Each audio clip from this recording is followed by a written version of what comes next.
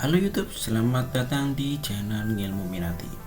Pada kesempatan kali ini, gue bakal ngejelasin bagaimana cara bisa live streaming di VPS atau Cloud Virtual Computer. Nah, jadi nantinya kalian bisa live streaming di berbagai layanan live streaming seperti Streamlabs, Twitch, ataupun YouTube dan sebagainya ya, tanpa ada batasan waktu dan juga tanpa ada hambatan jaringan internet ya. Karena koneksi internet kita ke layanan streaming itu sudah diwakilkan oleh VPS ya. Jadi kita cukup koneksikan internet yang seadanya itu ke VPS untuk upload bahan-bahan dan ngedit di sana. Sedangkan yang live streaming itu dijalankannya dari VPS ke YouTube ya. Yang dimana kita tahu sebuah perusahaan VPS itu pastinya menggunakan internet yang super kencang, bisa nyampe 1 Gbps lebih ya. Nah, yang kedua, tanpa ada batasan waktu, alias kalian bisa live streaming 24 jam non-stop ya. Contohnya seperti di YouTube ya.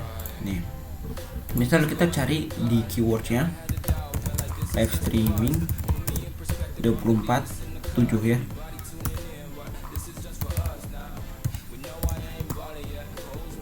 Nah, ini muncul video-video live streaming yang dia tuh live streaming terus tanpa henti selama 24 jam non-stop ya.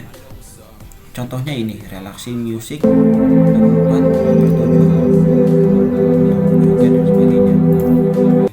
Nah, ini biasanya YouTuber seperti ini itu mereka jalankan live streaming bukan lewat VPS ya, tapi lewat dedicated server di Bubble ya, kayak gini. Cuman kalau Bubble itu dia bayarannya cukup mahal ya. Ada yang sampai 1 juta sebulannya, dan yang paling murah itu hanya 600.000 sebulannya ya. Dan itu pun tetap saja mahal buat kalian yang baru bikin channel YouTube dan belum berpenghasilan. Tentunya ini sangat mahal sekali. Jadi ada cara yang jauh lebih murah, itu menggunakan VPS ya. Nah, so bagaimana kita bisa live streaming di VPS? Seperti apakah caranya? Biar nggak penasaran, yuk lanjut tonton videonya sampai selesai. Dan buat kalian yang suka akan channel seperti ini ataupun yang sejenisnya, silahkan klik tombol subscribe di bawah video ini biar gue semakin semangat bikin kontennya. Oke, let's check it out.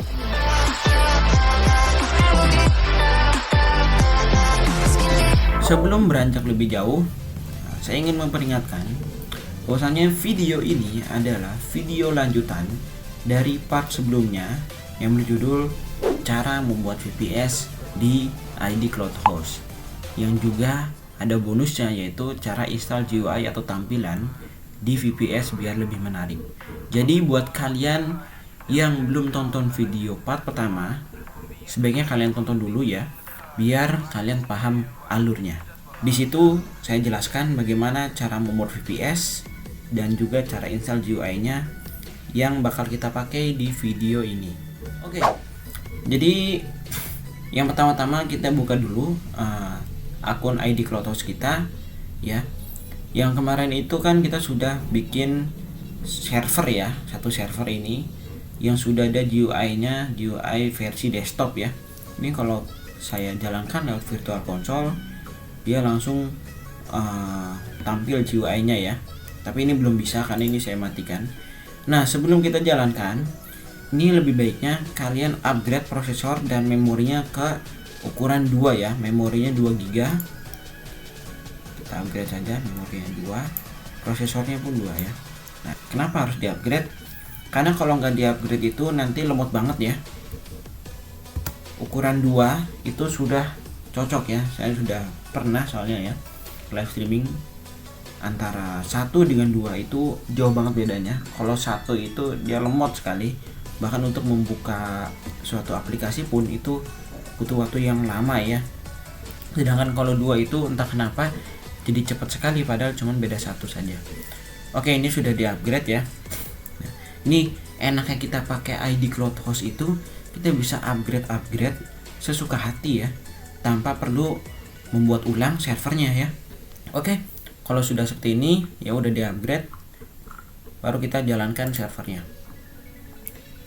tunggu sebentar, lalu kalau sudah jalan kita buka virtual console-nya. Oke, sudah jalan. Buka virtual console. Ya, ini masih booting ya.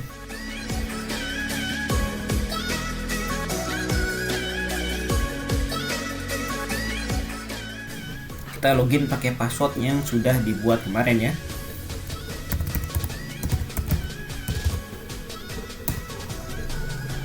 Oke, ini sudah jalan ya, sudah ready.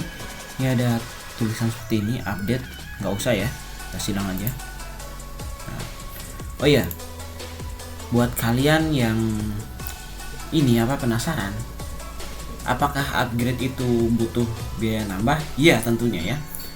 Karena kalau untuk satu CPU itu butuh 50.000, kalau 2 CPU itu 87.000 ya. Saran saya, boot disk sebaiknya tidak usah ditambah ya. 20 GB itu udah lebih dari cukup untuk live streaming. Ini kalau misalnya nggak dipakai ya, ada dua opsi nih. Kalau misalnya kalian nggak pakai untuk waktu lama, kalian bisa delete saja, nggak apa-apa. Toh untuk bikinnya juga gampang ya, hanya ada 3 langkah, itu simple. Tapi kalau kalian mau pakai lagi, jadi ini cuma dimatikan dalam waktu sementara, kalian bisa pencet tombol stop ya. Kalau dipencet tombol stop, ini ada biaya cas ya. Kalau 50.000 sebulannya, biaya cas stopnya kan 12.000. Kalau 87.000 sebulan, itu biaya casnya tetap sama ya, 12.000. Oke, ya kita lanjut lagi. Start ya. Oke, setelah masuk ke jendela virtual console-nya ya. Nah, ini kita buka terminal ya. Atau kalau mau lebih lancar, kita buka pakai putih saja ya. Jadi ini virtual console-nya kita matikan dulu, close. Lalu public IP-nya kita copy dan buka aplikasi putih ya. Kita masukin public IP-nya di sini, lalu klik open. Oke. Kita login pakai username-nya. Oke, setelah login seperti ini, selanjutnya masukkan ini ya, script-script yang sudah saya catat di deskripsi video ini. Ini adalah script cara install OBS di Ubuntu ya. Ini bisa pakai Ubuntu 20, 21 bisa ya. Tapi yang versi bawahnya saya belum coba, mungkin saja bisa. Pertama buka terminal, ya udah buka putih. Ini buka terminal itu kalau pakai virtual console ya, yang di tampilan GUI. Tapi kalau pakai putih, ini buka aja putihnya. Terus kopikan codingan ini untuk menambahkan repository. Enter. Oke, kita tunggu. Nah, kita tekan enter. Ini jangan panik dulu ya, ada PHP not found itu, tenang aja. 404 not found. Oke. Udah, selanjutnya update video kita ya.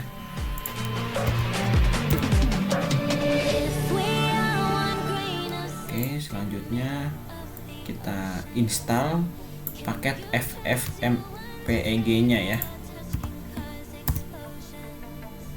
Klik Y lalu enter, atau langsung klik enter juga bisa.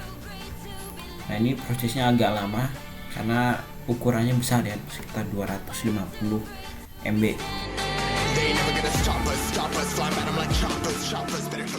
Selanjutnya kita cek apakah paket sudah diinstal dengan cara mengetik kode FFmpeg min version. Nah, kalau muncul seperti ini artinya paket FFmpeg kita sudah berhasil terinstall ya. Ini ada di versi 4.3.2. Oke, selanjutnya setelah kita menginstal paket FFmpeg-nya, kita install OBS Studio-nya ya. Karena ini kita akan live streaming menggunakan GUI. Jadi ini lebih enak kalau pakai OBS Studio. Sebenarnya ada dua cara untuk live streaming lewat VPS ya. Cara yang pertama ini cara yang paling mudah ya, yaitu menggunakan GUI dan OBS video ya. Nanti terhubung ke Twitch, YouTube atau Streamlabs dan sebagainya. Dan ada lagi cara yang kedua. Cara yang kedua ini dia lebih sederhana ya, jadi nggak butuh RAM besar, nggak butuh CPU besar, bahkan video yang FPS tinggi pun masih bisa dijalanin di satu CPU ya. Itu nanti akan saya bahas. Itu pakai coding ya. Oke, kita lanjut. Sudo add apt repository, ini kita tambahin repository OBS Studio-nya ya ke VPS. Klik enter. Selanjutnya kita update sistem yang ada di VPS kita ya. Setiap kita install aplikasi sebaiknya update sistemnya ya. Ini ada ENN, ini nggak usah dihiraukan, biasa saja ya, karena sebelumnya juga saya install seperti itu. Lalu install OBS Studio nya ya, dengan mengetik sudo apt install OBS Studio. Ketik Y lalu enter, atau langsung enter aja bisa. Nah ini kita harus tunggu dulu, ini rada lama karena ini ada sekitar 300 MB-an ya. Enaknya kita menggunakan VPS itu untuk instalasi ataupun streaming dan sebagainya menggunakan koneksi internet itu sudah tidak ada lagi hambatan ya, karena VPS itu dia internetnya terjamin. Kalau seandainya internetnya lemot, kita bisa komplain ke penyedia VPS-nya, yaitu ID Cloud Host. Berbeda kalau kita mengandalkan komputer sendiri ya, tentunya jaringan internetnya tidak diprioritaskan oleh provider kita, jadi ya sering terjadi hambatan begitu. Kecuali kalau sudah 1 Gbps, nah itu baru sultan sekali itu. Oke, kita tunggu ini progres instalasinya sampai selesai.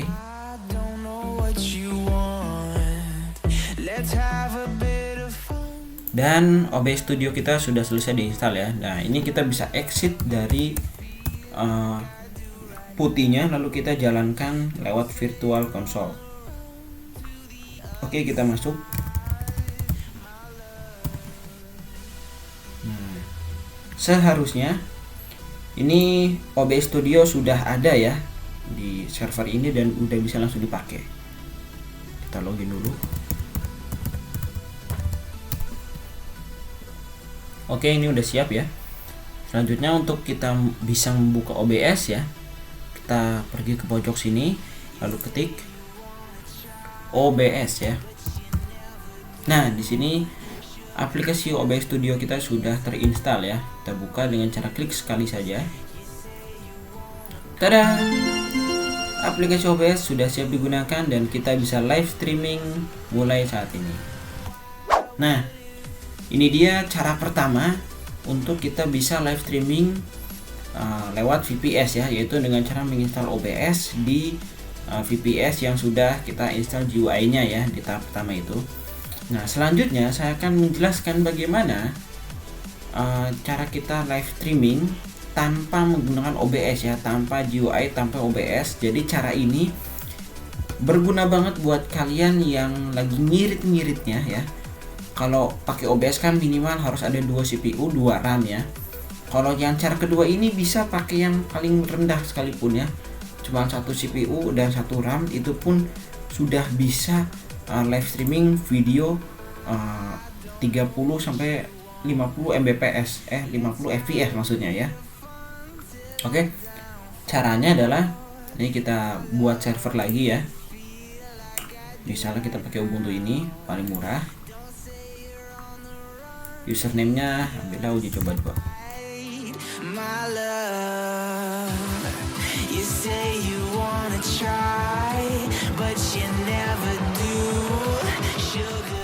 Ini yang lamanya, ini yang uji coba server ini bisa kita matikan aja nggak apa-apa.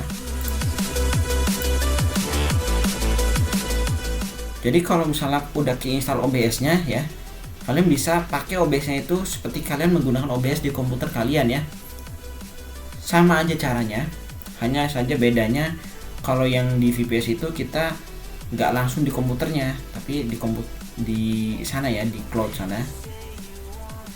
Dan untuk bahan-bahannya kalian bisa download sendiri lewat Google Drive ya. Jadi di VPS-nya itu kalian login ke akun Google, lalu akses Google Drive-nya, download ya. Tenang aja, aman ya. Kenapa? Karena server itu dia ada sistem keamanan, ada fitur keamanan di mana nggak semua orang bisa akses.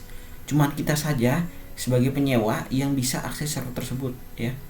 Bahkan pemiliknya pun nggak bisa ya. Oke, ini kita tunggu server irit. Nanti di server irit ini kita nggak install GUI-nya, nggak. Ini langsung install apa saja yang dibutuhkan untuk live streaming tanpa OBS, tanpa GUI. Oke, ini videonya akan saya skip dulu.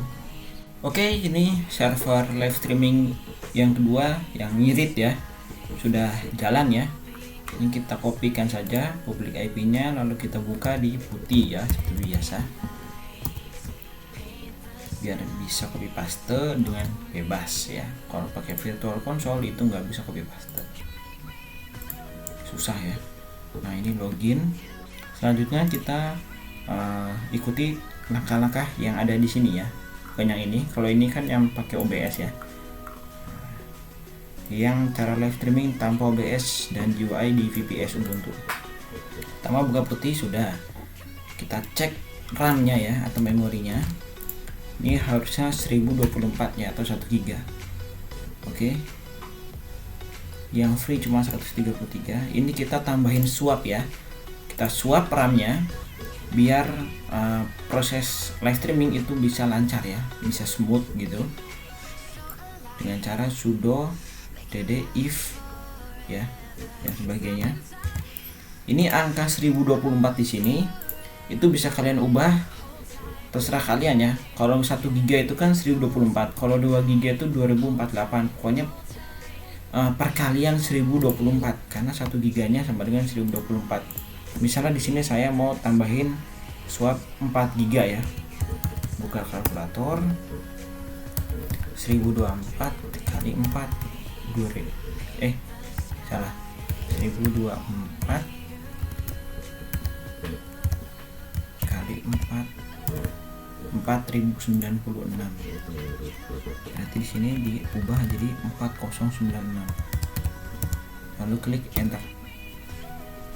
Nah, proses swap memori ini agak lama ya, karena emang ini butuh waktu agak lama juga sih di servernya untuk mengakali si RAM-nya itu biar 1 GB kerasa seperti 4 GB ya, dipaksain gitu. Oke, kita tunggu saja. Oke, ini sudah ya, udah di swap 4,3 GB. Oke, selanjutnya ini ya, ketikkan script yang di bawah sini.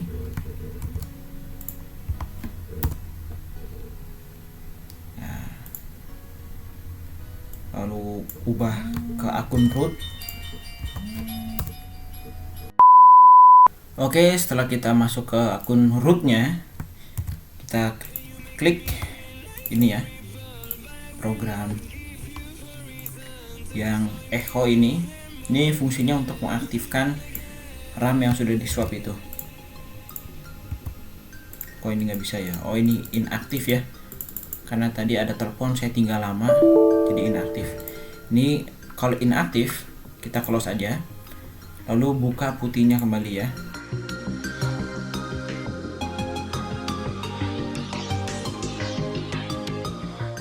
Oke, udah bisa. Nah, ini nggak usah ngulang dari awal, kita lanjut saja ke script yang echo ini ya, untuk menjalankan RAM yang sudah di swap. Oh, ini harus sudo dulu ya, harus ke akun root. Lalu klik kanan. Oke, ini sudah jalan. Sekarang kita cek ya. Belum. Ini harus di sweep on dulu. Lalu cek dengan mengetik free min. Nah, di sini masih ada free 4 GB ya. Wow. Artinya swap RAM sudah berhasil ya. Selanjutnya kita install paket FFmpeg ya, seperti sebelumnya itu. Jadi mau bagaimanapun itu, mau itu pakai OBS ataupun pakai cara yang kedua ini, tetap saja harus pakai paket FFmpeg, karena kalau nggak ada paket FFmpeg ini, si VPS itu dia nggak bisa menjalankan atau membaca file audio atau multimedia lainnya ya. Kita klik kanan saja. Ini kita nambahin repository dulu ke VPS nya, klik enter. Selanjutnya sudo apt get update untuk pengupdate VPS kita ya. Seperti biasa setiap install ataupun tambahan repository itu diupdate ya. Lalu kita install paketnya. Oke, kita klik yes atau langsung enter juga nggak apa-apa. Ini cukup lama, sekitar 200 MB-an ya, 250 MB. Oke, lalu kita cek apakah paket sudah berhasil dengan cara FFmpeg min version. Oh, yang tadi tuh belum berhasil ya, masih ada error. Berarti kita install lagi paketnya ya. Kita coba lagi. Oh, ini mungkin karena masih di root ya. Kita exit dulu, exit dari root. Ini kalau misalnya masih ada root add ya, ini kita exit dulu dengan cara klik exit. Tapi kalau sudah kayak gini, ini nggak usah di exit lagi ya. Kalau di exit nanti putihnya malah keluar. Lalu klik kanan, salah.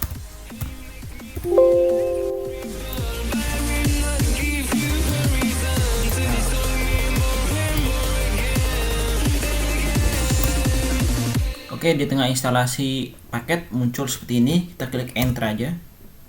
Nah, selesai ya. Nah, ini selanjutnya kita cek apakah paket FFmpeg sudah berhasil diinstal dengan cara klik FFmpeg spasi min version. Nah, kalau sudah muncul seperti ini artinya paket FFmpeg sudah berhasil diinstal di versi 4.3.2. Oke, setelah install paket encoder FFmpeg nya sudah selesai. Nah, ini kita bisa exit aja nggak apa-apa ya. Oke, setelah itu kita download aplikasi FileZilla di komputer kita ya. Nah, kegunaan dari aplikasi FileZilla ini adalah untuk mentransfer file antar komputer kita dengan server ya. Jadi ini tuh seperti Google Drive atau ShareIt lah ya. Kalau kalian kenal dengan aplikasi ShareIt itu dia bisa transfer file ke berbagai perangkat, handphone bisa, laptop bisa. Tapi kalau FileZilla ini khusus untuk ke server ya. Ini kalian download saja, sesuaikan dengan tipe OS kalian ya, 64 bit atau 86 atau 32 bit ya. Lalu setelah di-download kalian install saja seperti biasa dengan cara klik 2 kali di file exe-nya, lalu yes aja, next sampai selesai ya. Nah, karena saya sudah menginstal FileZilla, jadi di sini saya hanya tinggal membukanya saja. Simpelnya seperti ini. Ini saya kasih tahu dulu. Yang bagian atas ini, jendela atas ini, kotak atas. Ini nih status untuk server kita ya. Statusnya connect atau enggak connect gitu. Yang di sini ini tuh direktori yang ada di komputer kita nih. Ini yang kiri atas ya. Kiri atas ini. Sedangkan yang kiri bawah itu tuh isi dalam folder yang kita klik di dalam direktori ini. Nah, sedangkan yang sebelah kanan atas itu adalah direktori yang ada di server ya. Yang kanan bawah itu adalah isi file dalam folder yang ada di direktori server itu. Oh ya, kalau yang di bawah ini dia status progresnya ya, progress uploadnya udah berapa persen, itu ada barnya di sini. Oke, jadi bagaimana cara menggunakan FileZilla ini biar bisa terhubung ya ke VPS. Oke, yang pertama itu, yang pastinya itu harus kita hubungkan dulu atau konekin dulu FileZilla yang ada di laptop kita ini ke VPS ya, dengan cara mengklik icon yang ada di pojok sini ya, Open Site Manager, ketik saja. Nah, lalu klik tombol New Site ya. Nah, di sini kalian kasih inisialnya, misalnya uji coba aja, uji coba live streaming. Oke. Nah, terus di sini kalian ubah dari FTP jadi SFTP. Lalu hostnya ini kalian isi dengan public IP yang ada di VPS ya. Nah, ini public IP-nya, copy, salin, taruh sini. Portnya kalian isi dengan port 22 ya. Logon tipenya normal saja, usernya sama passwordnya itu kalian cocokin dengan user dan password dari VPS-nya ya. Misalnya di sini saya kasih usernya uji coba irit ya. Ini yang bawahnya. Oke. Setelah itu klik connect ya. Nah, di sini muncul statusnya ya. Status connected ya. Connected artinya sudah tersambung ke public IP ini ya, public IP dari VPS kita. Dan ini langsung muncul ya direktorinya apa saja yang ada di server kita ini, ada di atas ini. Home uji coba irit. Nah, dan ini adalah isi dari direktori uji coba irit ini. Nah, kalau sudah terkonek kayak gini, langkah selanjutnya adalah kita upload file MP4 dan MP3 ya ke VPS-nya ya.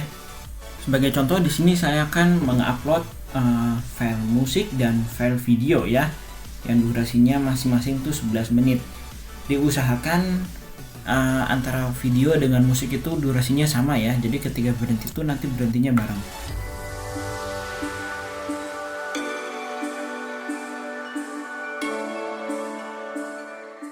Ini untuk uploadnya, kita pilih filenya, klik kanan, lalu klik upload. Nah, dia langsung ada barnya di bawah sini ya. Tuh. Ya, ini proses upload lama atau cepatnya itu tergantung koneksi internet kalian ke servernya ya, ke VPS-nya. Oke, kita langsung aja sekalian dua-duanya. Nah, ini kalau sudah sukses, sudah berhasil muncul di sini ya. Tuh. Ada di mana nih? Ada di home uji coba.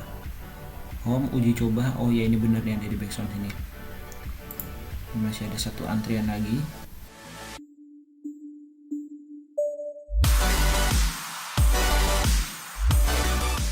Oh, ini kalau kalian perhatikan, ini indikator hijau dan merah yang ada di sini, yang ada di pojok bawah ya, pojok kanan bawah itu adalah indikator seperti ping ya kalau di CMD. Nah, ini kalau CMD-nya nge-stuck, dua indikator ini bakal mati ya.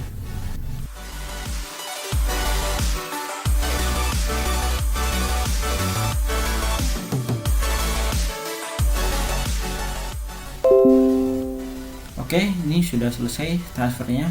Ini kalau udah selesai semua nanti muncul notifikasi seperti ini ya. Oke, kalau sudah selesai kita bisa langsung close aja FileZilla-nya. Nah, setelah itu ya kita masukkan script, yang dimana script itu tuh bertugas untuk menjalankan file-file yang kita upload tadi untuk diteruskan ke YouTube Studio kita ya. Sebelumnya di sini saya akan buat dulu konten live streaming. Kita ambil stream key-nya ya, kita copy. Nah, lalu kita taruh di tadi ya, scriptnya. Nah, ini nih, ini scriptnya ya. Kita masukkan stream key-nya di sini. Ini kotaknya dihilangin aja ya. Tapi kalau petiknya jangan dihilangin. Nah, seperti ini. Lalu untuk video source dan file MP3 dan nama filenya, oh iya, ini harusnya disamain dengan yang di FileZilla ya. Kita buka lagi FileZilla-nya. Jadi ini harus disamain dengan direktori yang ada di VPS-nya.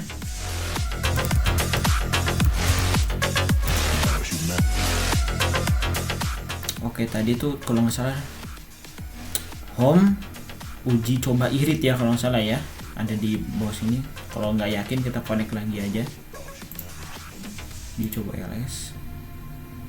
Nah ya, ini dia home uji coba irit. Kita copy dari path-nya ya, terus taruh di sini. Nah, ini untuk nama filenya harus disamakan dengan nama file yang kita upload tadi ya. Untuk videonya kita rename dulu, kita copy namanya. lalu taruh sini.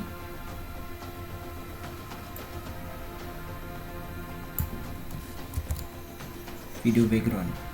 Nah sekarang yang MP4 nya yang MP3 nya ya maksudnya, rename, copy dan taruh sini. Oke, jadi yang diubah itu stream key nya, video source dan audio source nya ya, yang lainnya nggak usah diubah. Sekarang kita kopikan saja semuanya, lalu kita jalankan lewat putih ya. It's all about humanity.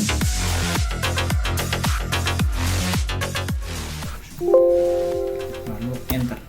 Oke, ini sudah mulai jalan ya. Nah ini sudah jalan, kita cek di YouTube-nya ya. Nah ini dia, sudah jalan ya. Ini kenapa ini ada warning? Oh bukan warning internetnya ya, tapi resolusi videonya ternyata nggak masalah. Oh iya, saya lupa tadi waktu saya bikin videonya itu resolusinya 1080 x 1920, harusnya 1080 x 720 ya. Ini kalau kita open widget, ini kita dapat good connection. Wow. Dan kalau kita lihat di metrik ID CloudHost-nya, ini CPU yang kepake hanya 75% dari satu core ya. Sedangkan RAM-nya itu udah penuh ya. Jadi kesimpulannya, ini saya videonya tuh kalau nggak salah 30 fps ya. FPS itu dapat segini ya. Kesimpulannya, live streaming berjalan lancar walaupun dengan VPS seadanya. Sekarang bagaimana hasilnya ya? Kita lihat apakah hasilnya sebagus yang ada di editor ya.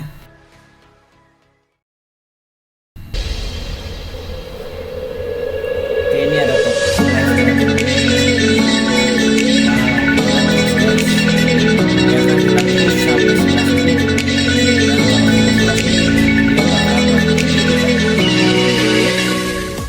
Sekarang bagaimana cara menonaktifkan streamnya ya?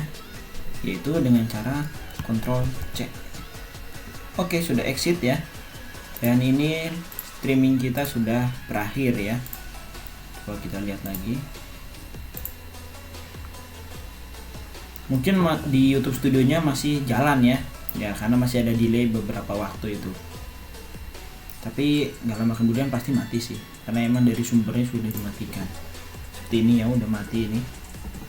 Ini kalau misalnya masih belum yakin, kalian bisa hapus aja servernya, destroy, lalu buat lagi untuk bikin live streaming baru. Itu lebih aman dan lebih murah ya.